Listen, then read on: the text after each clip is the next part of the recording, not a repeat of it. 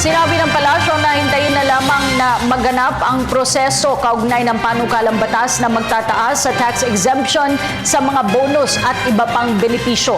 Ayon kay Presidential Communications Secretary Sonny Coloma, dadaan pa ito sa Bicameral Conference Committee bago maisumite sa palasyo para lagdaan ng Pangulo para maging batas.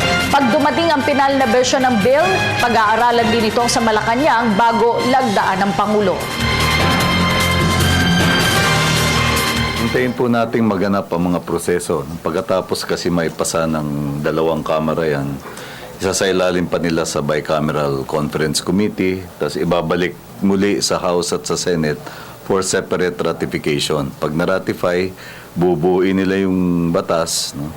At isusumite sa tanggapan ng Pangulo at merong takdang panahon, kung di ako nagkakamali, another 30 days within which to review the law. At the end of which, the President either signs it or allows it to lapse into law. Yun ang sinasaad ng batas. Sa panahong yan ay pag-aaralan ng masusi at katulad ng sa lahat ng pagkakataon, ang magiging batayan ng Pangulo ay ang pambansang interes at kung ang nilalaman ng batas na naipasa ay makakabuti sa nakararaming sektor ng ating mga mamamayan.